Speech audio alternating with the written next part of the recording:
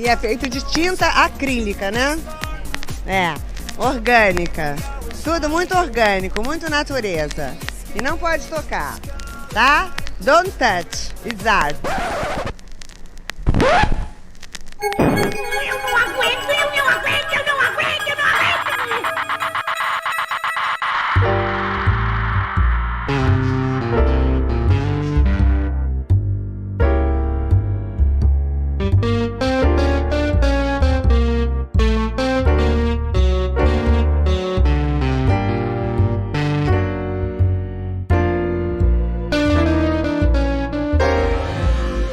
Olá, eu sou Fabiana Pedroni e tá começando mais um Não Pode Chorar. Este é um derivado do Não Pode Tocar, um podcast dedicado à teoria, história, crítica, prática de arte e temas afins.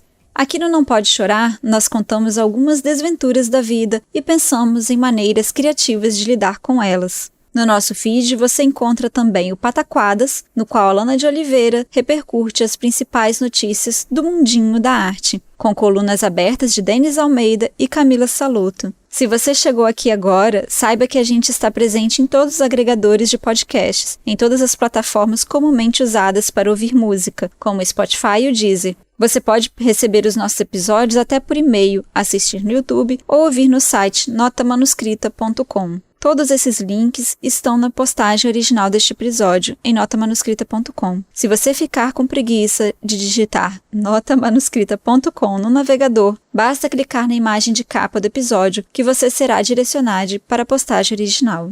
Lá você encontra esses links, também os links para os nossos perfis do Twitter e do Instagram, e o link para o nosso PicPay, através do qual você pode contribuir financeiramente para continuar este projeto com R$1, R$2, R$5 mensais ou com qualquer valor esporádico. Se não der para contribuir financeiramente, só de seguir os nossos perfis e compartilhar este episódio já é de uma baita ajuda. Vai lá, dá um oi pro Titi, o Titi que é o nosso cão, que foi acidentado. Deixa ele feliz com esse oi.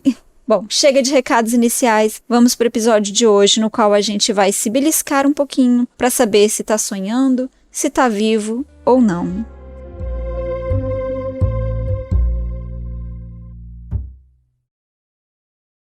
Algumas pessoas escrevem cartas para si mesmas. Anos, décadas depois, abrem estas memórias na esperança de um reencontro. Aprendi na escola, quando criança, que essa escrita era importante para reconhecer o quanto crescemos, o quanto mudamos. São mudanças imperceptíveis no dia a dia. A percepção do corpo e o pensamento nos acompanham de forma tão íntima que nossa consciência custa diferenciar uma mudança profunda. Quando meu rosto se tornou flácido? Quando meus olhos se enrugaram, mesmo sem um sorriso no rosto? Quando eu comecei a compreender as diversidades de relações afetivas? Quando que eu comecei a respeitar a minha preguiça? Não há um tempo de início. O encontro com um registro íntimo de tempo anterior pode mostrar que mudamos, mas não como ou quando. As cartas escritas com intenção de serem lidas são um pedacinho de esperança de ambas as partes, partes que são do mesmo sujeito, um passado que acredita num futuro melhor e um presente que tem saudades do passado e se preocupa com o futuro. É essa insegurança de futuro que nos impulsiona a encontrar memórias e mudanças, a autoafirmar-se como algo melhor do que já possa ter sido e que talvez continue a melhorar. Essa carta de uma criança ou adolescente abusará dos desejos. Eu espero que você tenha muitos amigos. Eu espero que você não tenha mais medo do escuro. E eu quero muito que você ame alguém e se case. A nuance entre as expectativas e a ordem é mínima. Lembre-se de cuidar bem dos seus CDs. Não se esqueça de que você prometeu que seria madrinha do casamento de sua prima. Um dia, agradeça sua mãe. Trabalhe e fique rica. Essa carta tem, em cada letra, jogada ao futuro, a certeza de ser lida e a confiança de sua importância. É um pacto de serenidade e emoção. Mas não foi nada disso que eu encontrei. Arrumando os livros na estante, subi para limpar a prateleira mais alta. Quanto mais alto, mais inacessível, mais distante do presente. São livros que não serão mais lidos. Poderiam ser, mas seu peso morto de memória não permite que sejam doados. Uma afetividade descabida e empoeirada. Foi nessa limpeza que encontrei um bilhetinho do passado, preso entre as páginas de um livro velho de minha mãe. Muitos desses livros mortos ganham um pouquinho de vida nesses encontros breves. É a sua estratégia para nunca serem despejados. O elixir da longa vida, do Irving Wallace. Eu li escondido, quando tinha uns 11 anos. Levava para debaixo da parreira de chuchu e lia enquanto fingia que cuidava da horta. Às vezes eu até cuidava, mas fazia tudo às pressas para conseguir ler antes do sol se pôr e ficar impossível enxergar algo além de terra molhada. O bilhete estava com a face da escrita escondida, mas era possível reconhecer a minha letra em canetinha, vazada pelo papel fino. Lembrei-me do que lhe disse agora há pouco, sobre as cartas. Eu não deixava papéis escritos em livros, e se ali existia um, era na intenção de ser lido no futuro. No virar da folha, o sorriso da descoberta deu lugar à interjeição "porra" desse encontro. Eu poderia dizer que foi frustrante, por todos os 20 e poucos anos terem se reduzido a uma única frase, mas seria mentira. A sensação não é exatamente de frustração, mas de espanto. Aqueles que vão a cartomante carregam muitos desejos e vontades de confirmação. Eles esperam um indicativo de caminho, de acontecimento futuro para o qual se possa dirigir. Quando uma predição se concretiza, por mais esperada que seja, há um espanto, uma sensação indescritível de confiança. Diferente de uma longa carta, não há frases para se comparar e tentar entender esse passado. Aquela criança que me escreveu o bilhete deixou poucas pistas de suas expectativas para o futuro, mas parecia saber muito bem qual era o seu maior desejo. Fico feliz com essa segurança e espero que você entenda, minha amiga, por que digo tudo isso. Ontem, quando ouvi sua voz endurecida, você disse que já não se reconhecia e sentia medo de si. Quando me disse que a tristeza e o cansaço não deixavam aquele sorriso de antes aparecer de forma costumeira, eu pensei nessa carta. Não venho do passado, não posso apontar mudanças sobre o que eu pouco reconheço, mas eu espero, aí sim, um desejo, que você também entenda o que essa única frase, escrita há tantos anos, quer dizer. Digo isso pois todo sentimento faz parte do sujeito, e esteja ele mole de tanto rir, duro de tanto chorar, ou confuso por chorar enquanto ri. Esse bilhete que eu escrevi há tantos anos para mim mesma dizia: eu espero que você esteja viva.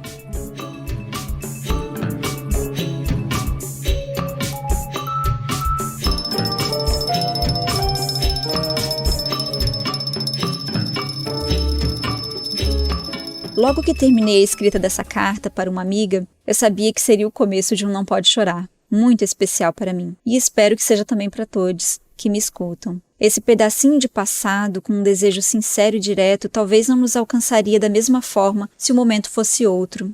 Nunca a ideia de vida e morte foi tão conflitante. Ao menos foi isso que eu pensei, poucos segundos antes de vir à mente imagens de um mundo há muitos anos cruel e desigual. Ouvir uma criança dizer para seu eu do futuro que se espera a vida é de tirar as palavras da boca e as ações das mãos. Eu fico curiosa para saber o que essa Fabiana, que escreveu para mim, tinha em mente quando esperava que eu estivesse viva. O que seria estar viva para ela? A princípio poderíamos ter uma reação como: bom, não reclamo de mais nada nessa vida, mas eu tenho quase certeza que não era essa a intenção. Afinal, é uma criança que deu origem a uma mulher que grava podcasts para resmungar da vida e reconhecer no resmungo um modo de se relacionar com o mundo. Então, provavelmente, ela não diria algo como: pare de reclamar, você está viva. Como ela poderia, nessa frase, então, querer que eu ou você não resmungássemos, não é? Depois eu pensei se esse desejo já estava consumido pela influência da minha avó. Há duas grandes lições que ela me ensinou, ao menos as que eu lembro agora com maior humor. A primeira é praticamente uma outra versão da Rochelle, de Todo Mundo Odeia o Chris, mas ao invés do xarope resolver tudo, era água. Para minha avó, não havia problema de saúde se a gente bebesse mais água, bebesse água direito, como dizia ela. Não ficaria gripado, não ficaria engasgado, cansado, nem com dor de cabeça. A água ia curar tudo. A água e xarope de coração de banana da Pastoral. Por falar nisso, eu acho que eu vou dar uma paradinha agora para me hidratar. O ser humano pode ficar até 5 minutos sem respirar, até 35 dias sem comer, mas morre em 5 dias se não ingerir líquido. No quadro Viver Bem de hoje, você vai saber o quanto é importante beber água todos os dias. Bem, a outra lição veio de uma resposta que ela dava com muita frequência. Quando alguém perguntava num cumprimento: oi, dona Ana, a senhora tá boa? Ao invés de resmungar como uma idosa normalmente faria, contando todas as dores das juntas, ela reduzia para: tô viva, tá bom. Eu não sei bem quando ela começou a dizer isso, que estava vivo e estava bom, mas eu lembro dessa frase com frequência em memórias anteriores à sua velhice. E é esse tipo de síntese que encontrei naquela frase que esperava que eu estivesse viva. Uma frase que não tem nada de simples, que comprime anos de causos e resmungos num só suspiro. Em meio à pandemia que, sim, não acabou, ter um desejo de vida é esbarrar, ao mesmo tempo, na consciência de que se está vivo e respirando e na dor de que outros não estão. Estar vivo ainda quer dizer mais do que sobrevivência. Parece que quanto mais nos arrastamos nesse tempo que deveria ter sido passageiro, menos vivo estamos. Ao menos essa parece ser a impressão.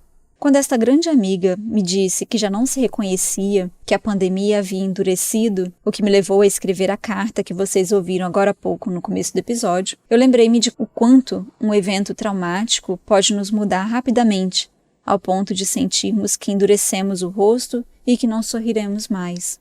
Não se reconhecer mais, sentir essa mudança profunda no seu modo de viver as experiências, as relações com o outro, significa que você colocou dois eus frente a frente. Como aquele bilhetinho fez comigo, me levando a uma Fabiana que eu não sou mais, uma Fabiana do passado. Reconhecer que já não se reconhece significa apenas que se está vivo e frente a frente consigo mesmo. Quando dizemos que queremos voltar a ser quem éramos antes da pandemia, a gente está, na verdade, negando que a pandemia também faz parte dessa vivência.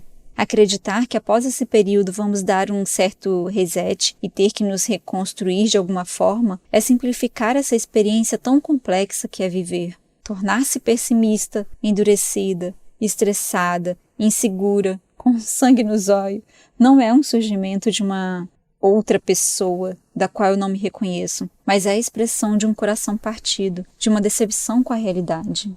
Quando você terminou o seu primeiro relacionamento mais duradouro ou perdeu alguém importante, aquela dor que te levou a ouvir músicas que jamais ouviria, a comer coisas que jamais comeria ou a odiar pessoas que jamais odiaria, aquela pessoa que fez tudo isso ainda era você. Quando a pandemia acabar, somei várias frases que expressam a vontade do encontro, da retomada de uma vida que não volta. Como você vai anular a nova relação que estabeleceu com o seu lar, com o seu estar no seu cantinho? Como que você vai deixar de lado, de forma repentina, a insegurança de andar em público? Como você vai entrar num restaurante sem se sentir insegura? Todo esse processo ainda será vida, porque você continuará a sentir.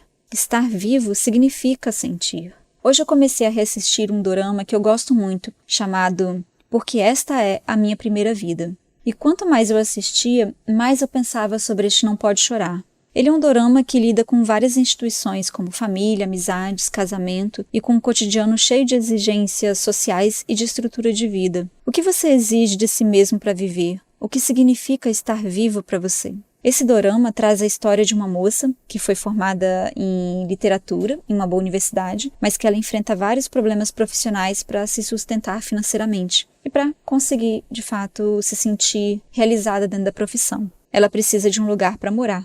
Já o outro personagem principal é um cara de TI que precisa de alguém para dividir os custos e tarefas domésticas para conseguir cumprir o seu planejamento de vida até a morte.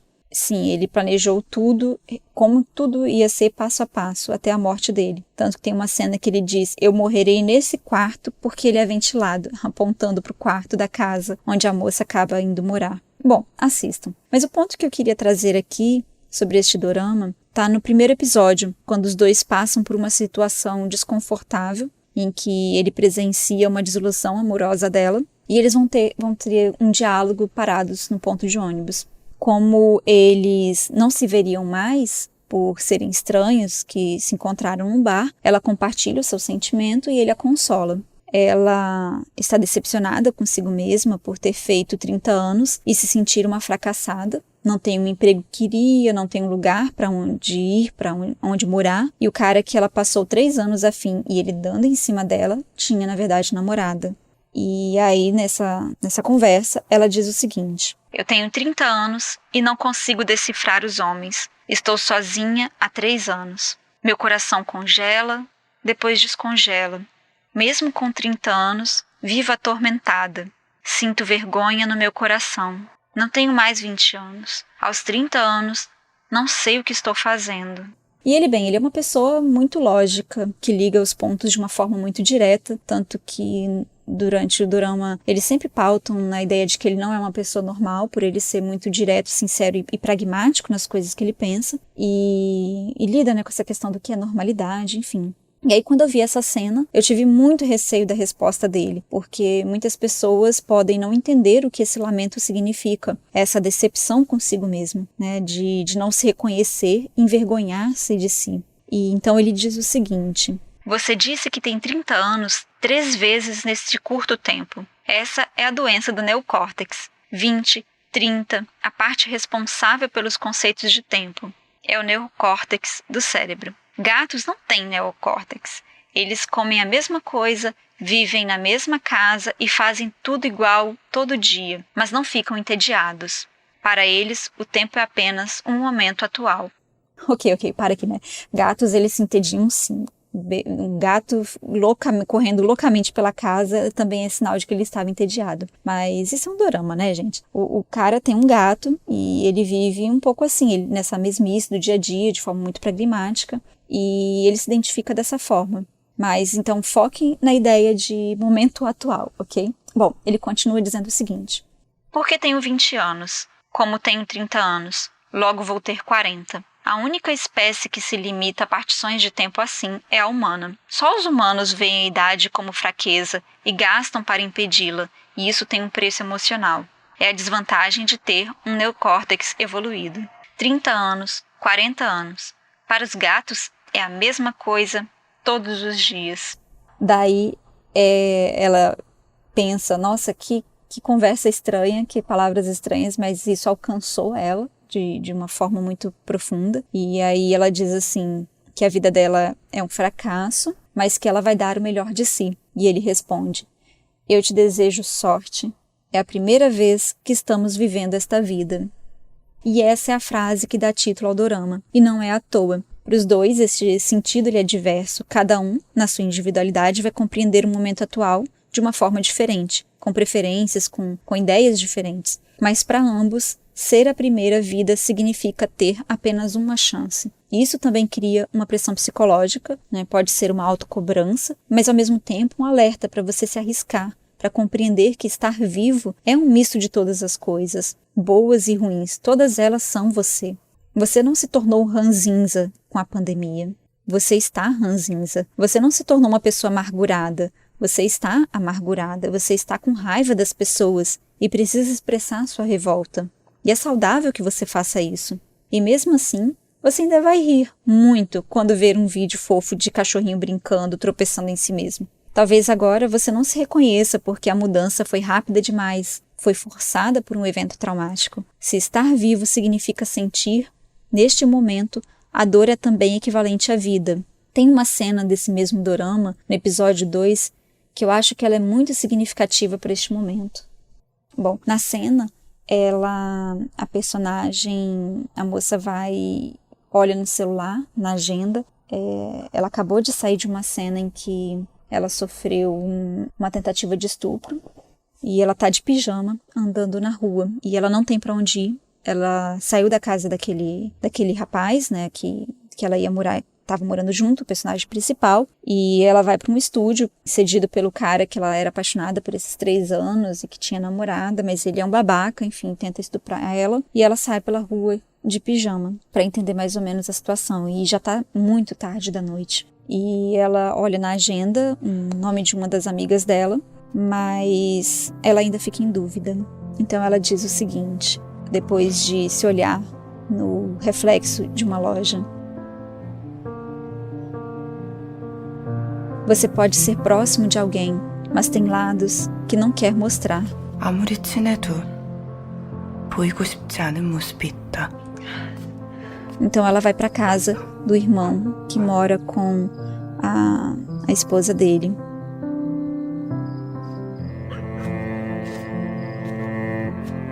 Ela sobe as escadas e escuta os dois conversando pela porta e não tem coragem de tocar a campainha.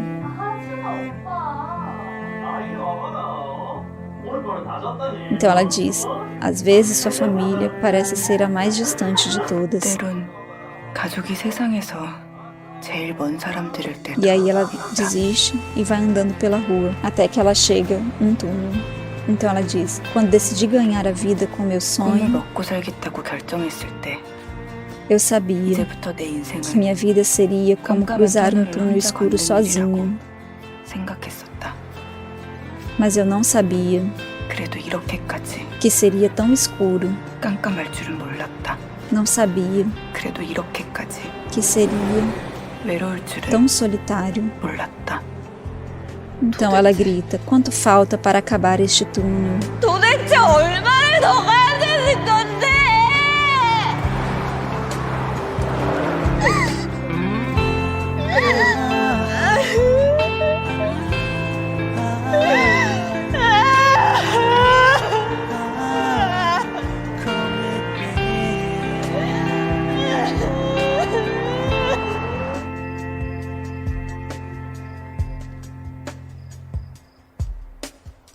나 왜 여기까지 와 있는 거야? O túnel é enorme e a gente vai continuar a atravessá-lo, não porque a vida ou a morte nos aguarda no final do túnel, mas porque atravessá-lo é estar viva, é parte desse processo de sentir. Tem trechos que o túnel será solitário, principalmente para aqueles que sonham, e tem trechos em que o túnel será aquele cantinho escondido do prazer, da festa, da companhia. E tudo isso ainda será vida.